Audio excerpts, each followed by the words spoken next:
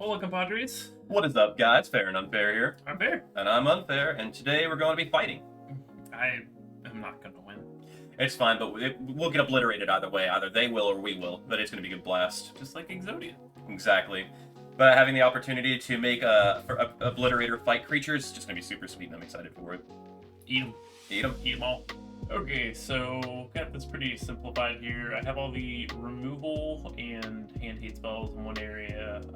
Primal Might's really good because you can fight things for 1 mana, or you can pay more than 1 and make it do bigger in the process. It's really great, like, laid on for getting Obliterator. Make it big, fight something, they sacrifice their blockers, kill them. And we have a couple creature with Death Touch too, so it kind of acts as like its own personal removal spell as well. That's pretty sweet. Description's another fight spell. It also can randomly buff a creature and gain life. It's just been really versatile, and I've liked it a lot.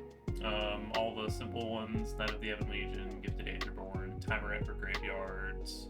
Now, Scavenger's a card I've been trying, and I've been very happy every time I've played it, so... Murderous Rider, Obliterator to fight stuff. I've got 1 Nissa, because it's just been very good thing to try out. Like, I've been reanimating Gary's over and over, and it's so good.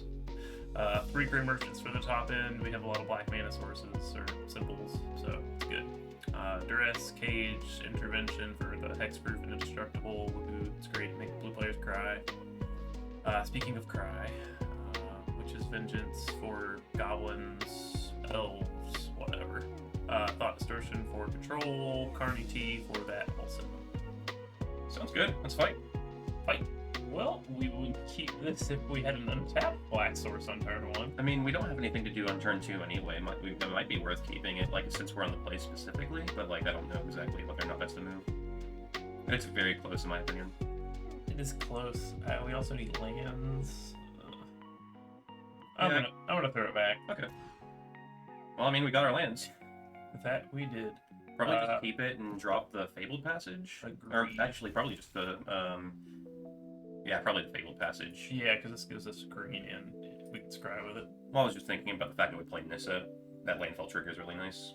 Oh, yeah, well, 1 Nissa's not enough to keep a medium hand over. Do we just keep this for the 4th black source? I think we'll find the 4th black source. I think we need to find something to do before turn 4. Well, we can mass blast something. That's fair. Hey, there's something to do. Gonna seize the thoughts. Alright, so... Do we just take the growth spiral? I think so, because that growth spiral is, like, what's the lane they have on the battlefield right now? It's a triumph. It's a triumph? Yeah, I think we play we take the growth spiral. Come on, land. We would like a land. Or a 3-drop, I guess? There's a 3-drop. That works. And now we have something to start beating down, and No, it's actual Vampire Nightfall. yeah. Oh, but it also opens up the removal spell. Do they have that in hand when we Yeah, they Oh, okay. Well, I mean, it's better to lose that than Pyrex and Obliterator. I want them to make a really big Hydrate Crisis, just that way we can make the Obliterator fight it. Disappointment. Rough, but, like, there could have been worse draws. Like, Grey Merchant would have been a pretty bad draw. However, if we draw Grey Merchant after we resolve those Obliterators, Ooh! I've heard that's fun. I'll drain 10. I've heard that's fun. Indeed. It is fun. Do we just blast now? Probably, yeah.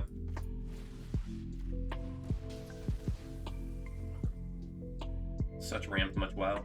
That card's really good. I'm gonna try to see, It's very good. I'm gonna try to see what I can do with it, with Green-White Hate Bears in Modern at some point.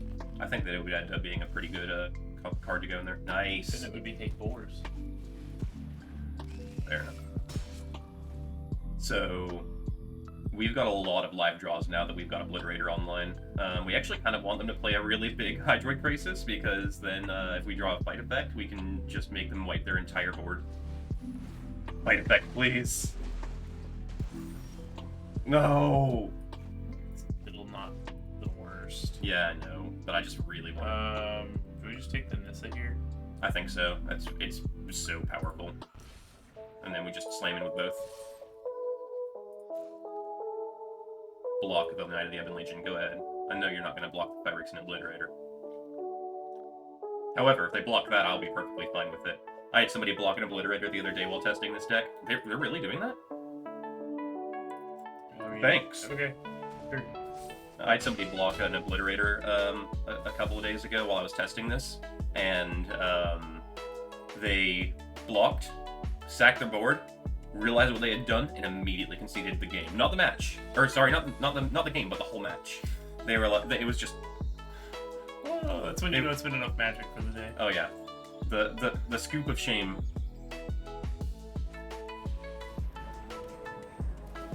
I really want to make our Obliterator fight. Do they have enough cards in their graveyard to? Probably. Yeah. 1, 2, 3, 4. Unfortunately, they have enough to hold up Essence Scatter too. Well, I mean, Essence Scatter, yes, but they can't Essence Scatter a fight effect if we draw one. They can Ethergust it. We'll just recast it. Oh, it puts it. Okay, that's fair. We have to wait for another turn.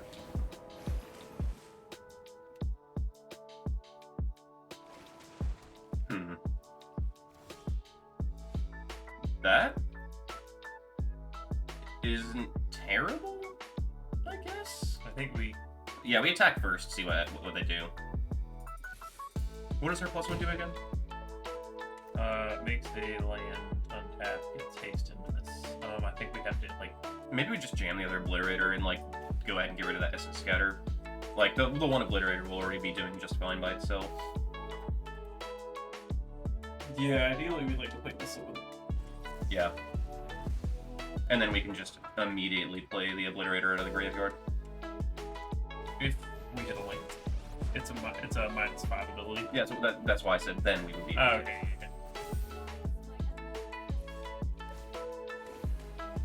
But they do have that Ether Gust still, so. Main board Ether Gust. That's how you know green is the most powerful color in Magic right now. Well, there's our fight effect. We can't attack. No, I think we just have to pass. Wait, is that an instant? Yeah. Oh, then yeah, but definitely.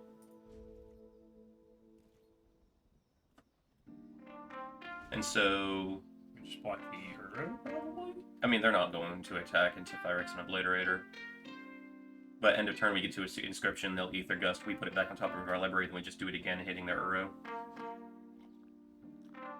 They're just going to try to go wide enough to where they can win through an Alpha Strike, like even though they have to sacrifice a lot of creatures. Or lands, in this case. As long as they don't have a way to deal with Obliterator right now, then yeah. So we make it fight the Uro now.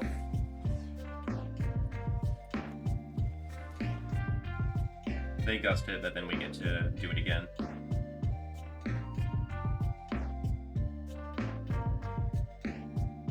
This is just the moment of, oh no. Hey, here goes the Uro. That's smart. Oh.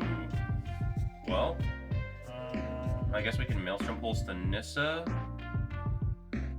And then we just have to leave Phyrexian Obliterator to block again. I didn't even think about them Ether Gusting their own thing. Wow, that was some big brain plays. That's like the whole remanding your own spell kind of a thing. Yeah. I just didn't even think about that. That's pretty sweet, actually. Goodbye. Shit. Goodbye, Nissa. Shit! You know, I'm supposed to have Thoughtseize. Fight effect would still be sweet, especially since they're about to Uro from the graveyard. And we know that one card in their hand is Uro, and then we don't know what the other card is. Actually, I think they bottomed the other one. Did they? Oh wow, they did. Okay, never mind. I thought that it was just another NTGA glitch. We could have gotten worse draws.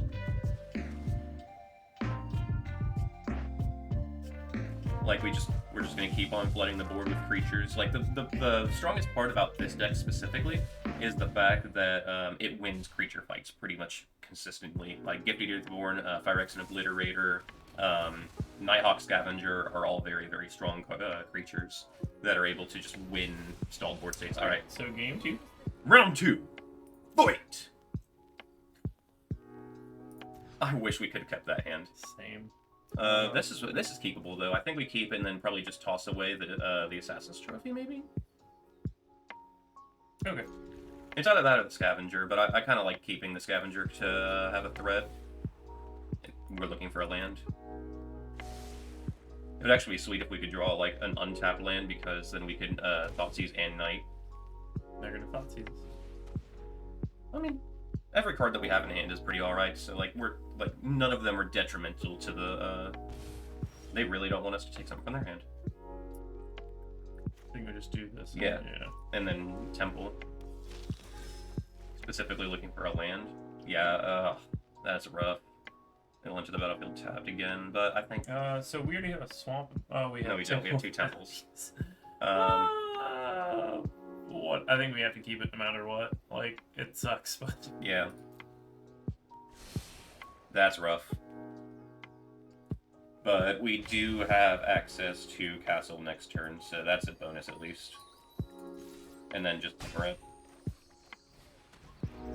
Temeret's really good because of the fact that it's good for both our Mono Black and Devotion, as well as having just random ability to gain life and destroy graveyard effects.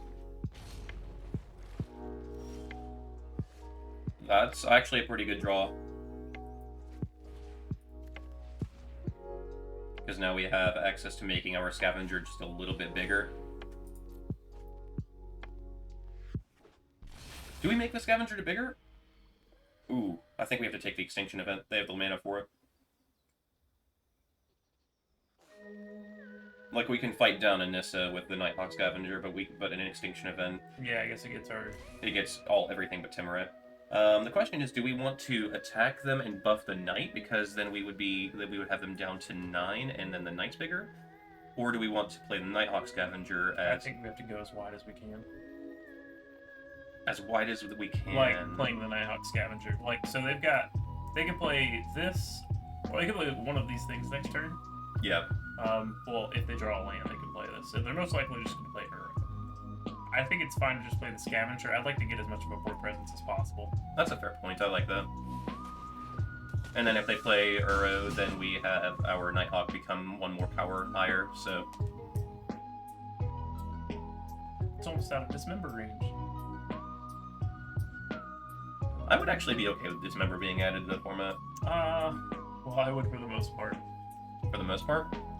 I guess it's like a really balanced Phyrexian spell. It's in my opinion, it's the only balanced Phyrexian spell, like... At least cards that have Phyrexian in their mana cost specifically. Ooh, speaking of Phyrexian. So we attack first, and then I think we have to exile the... So... They have to get 2 more cards in their graveyard to use Uro next turn. Maybe I think we just play the Obliterator. I think so. Like, and if they do play the Uro, then we have such a wide board state that even if they block the Obliterator, they still die. Yeah. Yeah, we can keep this. Yeah, we don't... Like, it's a bit slow, but we have access to Duress to stop them from growth spiraling on turn 2. Ooh, and they mold. Ooh, Duress whenever people mold is a really nice feeling. Oh, they're banking on that Uro.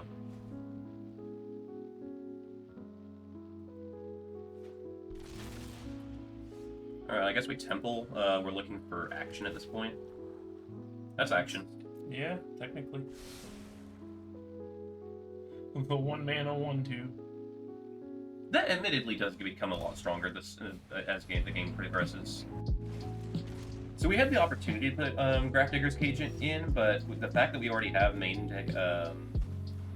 Graveyard Hate and Temeret, and the fact that Uro is their only effect that Grafdigger's Cage would affect, it's just not really worth to bring in. That's pretty strong. I think we asked Blast in response just like last time. How many cards are in the graveyard now? 5? 3. Okay, cool. We're not super afraid of them playing the Uro yet. And their shields are down for us to play Phyrexian Obliterator as well. Well, I don't think they played land for turn. Did they not? I don't think so. I thought that they had... No, because they played Uro last turn. They got their 4th land. Oh, you're right.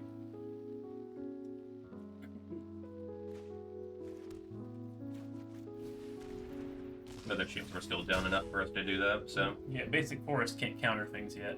Yet. Or anymore, I guess, since Veil of Summer's not in the format anymore. I mean, I guess they could be playing, like... Well, not in this scenario, but like Ranger's Guile or something, sort of a counterspell sometimes. True. I remember when Ranger's Guile was kind of okay in the sideboards back in Innistrad RTR Standard. Ooh. We just attack first, right? Yeah.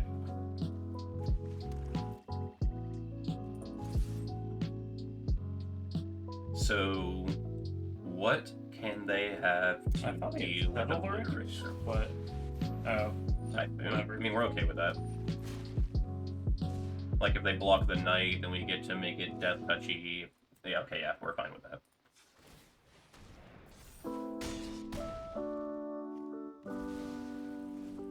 We definitely, like, that turn definitely could have gone worse. Yeah. If they had settled, but they don't even have white mana right now. They have one white mana and then they have a second one here. Okay. Ha, joke's on you, we had a second one in hand. I'm really glad we didn't play that second one and instead opted to buff the Knight now. This is relatable content. Ooh. I think we still play. We play the Obliterator because they exiled the other one. It's better to play the threat.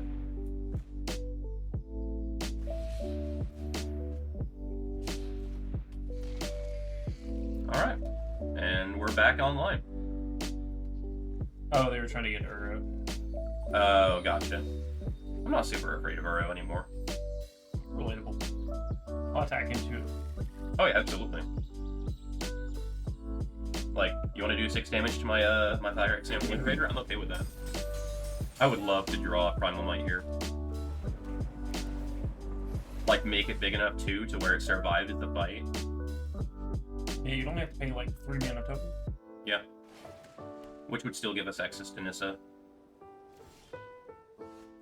I think we just attack first, yeah.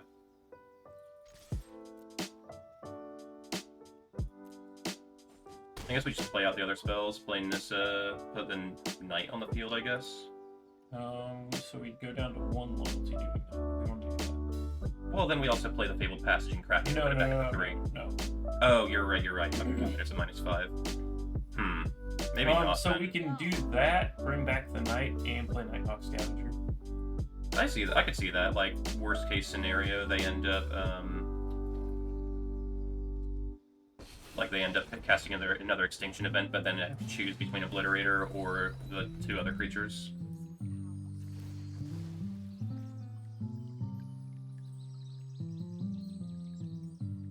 I'm glad that they still have Planeswalker in their graveyard because that's a tough type to get in normally. And the Knight of the Ebon Legion is immediately going to come in as a 2/3 because we did 5 damage to them earlier.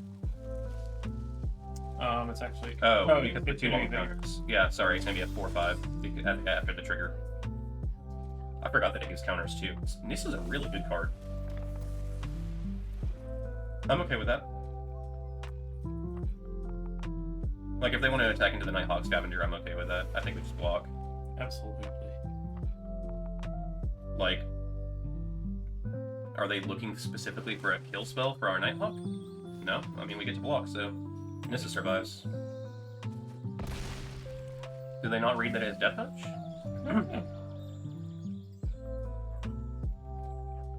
Send them some hearts. What's the graveyard size now? 4? Okay, yeah, we're not afraid of them doing it quite yet. We are afraid of an Ugin, though. Yeah, if they have Ugin, we lose. don't. We lose if they do. Yeah. Okay, they just put enough stuff in their graveyard to recast Ugin. Okay. Uro, I mean. Uro is just a ridiculous card. What's funny is that we can attack with Obliterator, they can sacrifice any number of lands they want. And then just play the Uro again. They don't even have to play the Uro again. Like, we'd have to have, like, a Primal Might here. Yeah. Well, I mean, I'm saying, like, after they sacrifice those 6 lands, they just get to play Uro again. Because they have enough lands. That's assuming they can sacrifice the hero to begin with. Let's go. I think we do it for all, but we want to hold up Castle Lochthwain mana, maybe? Or no, let's just leave up one land so that way we can attack with it with Nissa. Well, So it untaps 3, 4, the 5, land, 6, but 7. they have 1, 2, 3 mana open. I'm just worried about the censor mostly. That's a good point. We do it for 3. Okay, yeah, I like 4 because that gives us a decent chunk of damage over as well. Like, Ether Gust is their out right now? Like, and they have to Ether Gust their own Uro again? They had to have boarded that out.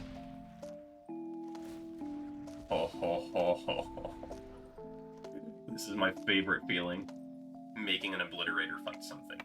That's basically what I said. So they get to re-Uro, like we were saying a moment ago, but like, we're attacking for 12 here, putting them down 5. And if they block the Obliterator on the next turn, then they lose their entire land base too. Yeah, it doesn't seem like a great spot for them. So if they just go Uro, then like they don't have anything else going on because now they have to tap out for Uro again. That's pretty good. But we're still attacking with the Nissa token, putting them down to 2.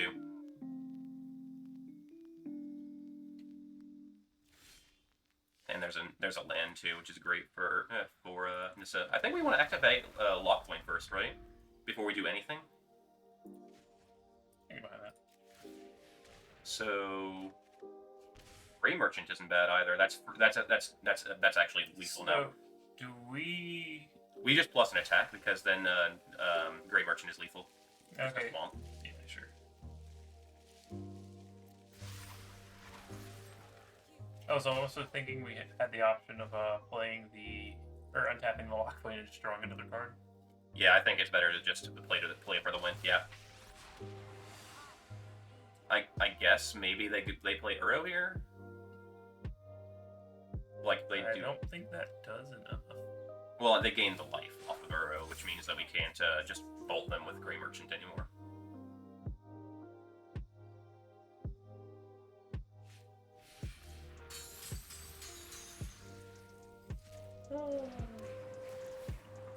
I'm expecting that.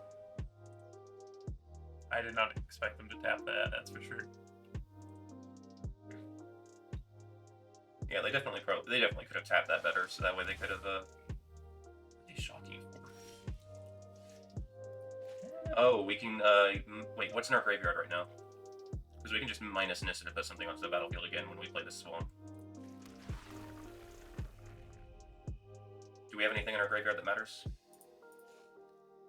The Nighthawk Scavenger isn't bad. I think we just play this. If it gets countered, we just minus Nissa. Yeah, you're right. Actually, if they counter it, we just activate an attack. So that's Menace. I didn't realize I had Menace as well. Wow. Take that, Chocolate Thunder! So yeah, having the opportunity to play Mono Black Devotion and then combine that with the ability to have like these cool fight effects just in green. Like green gives you access to like unconditional removal in Ass Blast and Maelstrom Pulse, and then it also gives you access to fight effects for Phyrexian Obliterator. So it just kind of enhances the Mono Black Devotion style. But yeah, don't forget to like, comment, and subscribe. Follow us over on Twitter. We've been memeing all over the place over there, and then we stream every Friday from 7 p.m. to 1 a.m. We're going to be adding Mondays to the streams schedule soon, playing Modern. And don't forget to send memes to the Discord chat. Indeed. But yeah, we'll see you guys up here again next week.